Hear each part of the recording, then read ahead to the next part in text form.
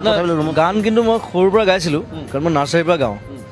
মই first stage performance কৰি স্কুলত প্ৰান্তিক কিণ্ডাৰ গাৰ্ডেন এখন স্কুল বন্ধ হৈ গ'ল এতিয়া কৰিমগঞ্জত আছিলে তাৰ এনুৱেল ডেত মোক গান গাবলৈ ক'লে মোৰ মিছ আছিলে মিঠু মিছৰ কৈছে কাৰণ মিঠু মিছে আমাক ৰাইম শিকাইছিলে ইংলিছ মিডিয়াম স্কুল ৰাইমবিলাক শিকায় ধুনীয়া ধুনীয়া আৰু মই আটাইতকৈ ভাল গাওঁ ৰাইমটো সেইকাৰণে মিঠু মিছে জানিছিলে যে গান গাব পাৰে মোক ক'লে ৱাই ডোণ্ট ইউ চিং এ ছং ফৰ আছ বোলো অ'কে তেতিয়া মিছ আছিলে এতিয়া মেডাম হ'ল অ'কে মিছ আল চিং গান গাইছিলা মই সেইটোক মই বৰ পৃথিৱীৰ বৰ ডাঙৰ গান এটা গাইছিলোঁ আকৌ দেই আচৰিত কথা কি আছিলে ইংলিছ গান killing me softly with your song সেই নাৰ্চাৰী গোৱা গানটো নহয় বাৰু নাৰ্চাৰীত চাগে